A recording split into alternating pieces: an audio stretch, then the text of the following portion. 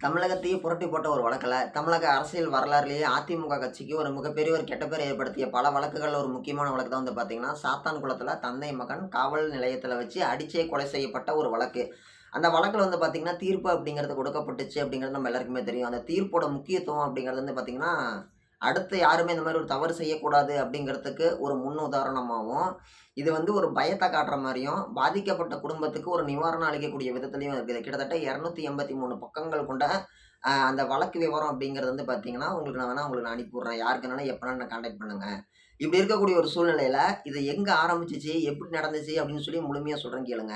2020 corona காலகட்டம். Corona காலகட்டத்தில வந்து பார்த்தீங்கன்னா, தளர்வுகளோட கூடிய ஊரடங்கு. அதாவது ரெஸ்ட்ரிக்ஷனோட கூடிய லாக்டவுன் அப்படின்னு சொல்லி ஒண்ணு அறிவிச்சாங்க. ஃபுல் லாக்டவுன்ல இருந்து கொஞ்சம் கொஞ்சமா லாக்டவுன் டைம் குறைச்சாங்க. மக்கள் நடமாட விட்டாங்க. அப்படி இருக்கக்கூடிய ஒரு சூழ்நிலையில நம்மளுடைய சாத்தான்குளம் தந்தை மகன் கொலை வழக்குல, அவங்க அப்பா பேரு வந்து பார்த்தீங்கன்னா, ஜெயராஜ். அவரு வந்து பார்த்தீங்கன்னா, மரக்கடை வச்சிருக்கிறாரு. கிட்டத்தட்ட அந்த பகுதியில வந்து பார்த்தீங்கன்னா, 10 வருஷமா மரக்கடை வச்சிருக்கிறாரு. மரக்கடைனா அந்த உருப்படி வேலைன்னு சொல்லுவாங்க. அந்த வாசகால், ஜன்னல் இதெல்லாம் செய்ற வேலை. அவங்க மகன் பென்னிக்ஸ் வந்து பார்த்தீங்கன்னா, 3 வருஷமா ஃபோன் கடை வச்சிருக்கிறாரு. எல்லாம் எதிர்ப்புறயே அதே லைன்லயே. அப்படி இருக்கக்கூடிய ஒரு சூழ்நிலையில, லாக்டவுன்ல இருந்து ஒரு 8 மணி ஆயிருச்சு. கடையெல்லாம் எடுத்து வைங்க அப்படின்னு சொல்லிட்டு, காவல்துறை வந்து ரோந்து வாகனத்த வந்து அப்படியே சொல்லிட்டே போறாங்க. சொல்லிட்டு போயிட்டு இருக்கும்போது, எங்கள ஏன் எடுத்து வைக்க சொல்ற? மத்தவங்கள போய் முன்னாடி இருக்கிற கடைய எடுத்து வைக்க சொல்லுன்னு சொல்லி ஒரு குரல். அந்த குரல் யாருதுன்னு யாருக்குமே தெரியாது. என்னடா வெளியில சவுண்ட் கேட்குது, போலீஸ் போனாட்டி யாரோ சொல்றாங்கன்னு சொல்லி வெளியில ஜெயராஜ் எட்டி பார்க்குறாரு. எட்டி பார்க்கும் பொழுது, காவல்துறை திரும்பி பார்க்கும் பொழுது, சத்தம் போட்டவன் ஓடிப்புட்டான். சத்தம் போட்டா அந்த 3ஆம் நபர் யாருன்னே தெரியாத ஒரு ஆள் ஓடிப்புட்டாரு. இப்ப வெளியில என்னடா சத்தம் கேட்குது? போலீஸ யார்றா இப்ப இந்த மாரி சொல்றாங்கன்னா, வெளியில எட்டி பார்த்த ஜெயராஜ் காவல்துறை கண்ணுல படுறாரு. பார்த்துட்டு போயிடுறாங்க. அடுத்த நாள் வந்து காவல்துறைக்கு வந்து ஒரு அழைப்பு வருது. ஒரு மர்ம நபர் 3ஆம் நபர் பேசுறாரு. இந்த மாரி நீங்க நேத்து ரோந்து வாகனத்துல போகும்போது ஒருத்தர் சொன்னாருல்ல, அவரு தான் வந்து பார்த்தீங்கன்னா, உங்கள வந்து இந்த மாரி பேசுனது. நீங்க போன வாட்டி உங்கள பத்தி இன்னும் அவதூறா பேசுனாங்க அப்படின்னு சொல்லிட்டு, ஒரு தவறான இன்ஃபர்மேஷன் அப்படிங்கிறது அந்த காவல்துறை அதிகாரிகளுக்கு கொடுக்கப்படுகிறது. அவங்க என்ன பண்றாங்க, அடுத்த நாள் வெள்ளிக்கிழமை சாயங்காலம் வந்து ஒரு 7 மணிக்கு வந்து அவங்க ஜெயராஜ கூட்டிட்டு போறாங்க.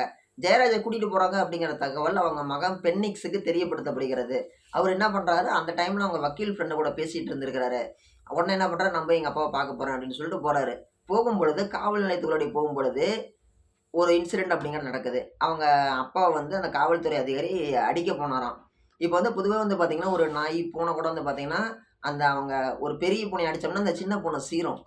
ஒரு பெரிய நாய் நம்ம அடிக்க போனோம்னா, சின்ன நாய் அதால முடிஞ்சது ஒரு உருமலாச்சும் குடுக்கும். ஒரு குலைக்கும். நம்மள ஏதோ ஒண்ணு அட்டாக் பண்ண வரும். அப்படி இருக்கும் பொழுது, அவங்க அப்பாவ அடிக்கும்போது அந்த பையன் என்ன பண்றான், அந்த காவல்துறை அதிகாரி போயி தடுத்து, ஒரு தகாத வார்த்தையில திட்ட வந்த போலீஸ இப்படி தடுத்து திட்டியிருக்கிறாரு. "நீ யார்றா இந்த மாரி பண்றதுக்குன்னு" சொல்லிட்டு. இதுல கோவம் அடைஞ்ச அந்த காவல்துறை அதிகாரி என்ன பண்றாரு, அவங்க அப்பாவையும் பையனையும் சேர்த்தி அடிச்சிருக்கிறாங்க. அப்பா முன்னாடி மகனையும், மகன் முன்னாடி அப்பாவையும் காவல்துறை அதிகாரிகள் அடிச்சிருக்கிறாங்க. புதுசா பணிக்கு சேர்ந்த காவல் அந்த புதுசா சேர்ந்திருப்பாங்கள்ல காவலர்கள். புதுசா உள்ளாடி என்ட்ரி ஆயிருப்பாங்கள்ல, நீங்க இவங்க 2 பேரையும் வச்சு அந்த வடிவேலு தமாஸ்ல வர மாரி இவங்க 2 பேரையும் வச்சு அடிச்சு பழகிக்கோங்க அப்படின்னு சொல்லி இது பண்ணியிருக்கிறாங்க. இது வந்து நான் சொல்லல.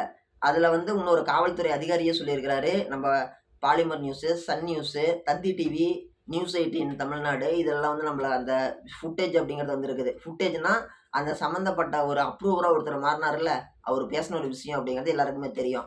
இப்படி இருக்கக்கூடிய ஒரு சூழ்நிலையில அடிச்சு கொலை பண்றாங்க. அடிச்சு கொலை பண்றது ஒண்ணு, அடிச்ச உடனே அவங்க சாவல. வெள்ளிக்கிழமை நைட்டு பூரா அடிச்சிருக்கிறாங்க. சனிக்கிழமை மாஜிஸ்ட்ரேட்ட கொண்டு போயிட்டு அவரு வீட்ல கொரோனா காலகட்டம்ல பக்கத்துல போக முடியாது. மாஜிஸ்ட்ரேட்ட ஆஜர் பண்ணிட்டு, மெடிக்கல் சர்டிஃபிகேட் வாங்குறாங்க ஃபர்ஸ்ட்டு. மெடிக்கல் சர்டிஃபிகேட் வாங்கிட்டு கொண்டு போய் ஜெயில்ல இது பண்றாங்க. சனிக்கிழமை ஒரு பொழுது போகுது. ஞாயித்துக்கிழமை பொழுதும் போகுது. திங்கட்கிழமை காலையில வந்து அந்த சம்மந்தப்பட்ட குடும்பத்துக்கு காவல்துறை தரப்புல இருந்து ஒரு ஃபோன் போகுது. என்ன சொல்றாங்க, "பென்னிக்ஸுக்கு வந்து ஹார்ட் அட்டாக் வந்துருச்சு. ஆஸ்பத்திரி கொண்டு போயிட்டு இருக்கிறோம்" அப்படிங்கிறாங்க. அப்புறமேட்டு கொஞ்ச நேரத்திலேயே ஃபோன் பண்ணி, இந்த மாரி உங்க மகன் பென்னிக்ஸ் வந்து ஹார்ட் அட்டாக் வந்துச்சு. ஆஸ்பத்திரி கொண்டு போறதுக்குள்ளயே இறந்துட்டாருங்கிறாங்க. உடனே அவிங்க குடும்பத்துக்குலாம் இந்த மாரி என்னடா இது? அந்த பையனுக்கு வேற 2 மாசத்துல கல்யாணமாம். இறந்து போன பென்னிக்ஸ் அப்படிங்கிறவருக்கு. அப்படி உடனே அந்த குடும்பமே அதிர்ச்சியாவுறாங்க. அப்படி அவங்க அதிர்ச்சியானவாட்டி, உடனே இன்னொரு விஷயம் நடக்குது. ஒரு 1/2 மணி நேரத்துக்குள்ளயே அடுத்த ஃபோன் வருது. இந்த மாரி உங்க வீட்டுக்காரருக்கு காய்ச்சல் அடிச்சுச்சு. காய்ச்சல் முத்தி போய் இறந்துட்டாரு அப்படிங்கிறாங்க. இதெல்லாம் கேட்க வேடிக்கையா இருக்குதா உங்களுக்கு? ஆனா காவல்துறை தரப்புல இருந்து இதுதான் சொல்லப்பட்டிருக்கிறது. இந்த மாரி அவங்க சொன்ன உடனே, என்னடா இது இப்படி ஆயிருச்சுன்னு சொல்லி குடும்பமே ரொம்ப இதாகுறாங்க, பதர்றாங்க. இந்த விஷயம் வந்து பார்த்தீங்கன்னா, மீடியாவோட பார்வைக்கு போகுது. ஓகேங்களா? சோசியல் மீடியா இன்னைக்கு இருக்கிறத விட அன்னைக்கு சோசியல் மீடியா கம்மியா தான் இருந்துச்சு. ஊடகங்கள், செய்தி ஊடகங்களுக்கும் அன்னைக்கு எதிர்க்கட்சியா இருந்த திமுக அரசாங்கம், அத சேர்ந்த அவங்களுக்கும் போய் தெரியப்படுத்தப்படுகிறது. பொதுவாவே வந்து பார்த்தீங்கன்னா, இந்த விஷயம் பெருசானதுக்கு காரணம் யாருன்னு சொல்லி கேட்டோம்னா, சமூக அந்த சமூக உரிமை, சமூக நீதின்னு சொல்லக்கூடிய திராவிட மாடல் இவிங்க தான். இவங்களும் ஒரு காரணம். ஃபர்ஸ்ட்டு காரணம் மீடியா, 2வது காரணம் இவங்க, 3வது காரணம் மனித உரிமைகள் ஆணையம், 4வது காரணம் நல்ல திறமையான வக்கீலுங்க. இவங்க எல்லாம் சேர்ந்து இந்த வழக்க இந்த அளவுக்கு கொண்டு வந்திருக்கிறாங்க.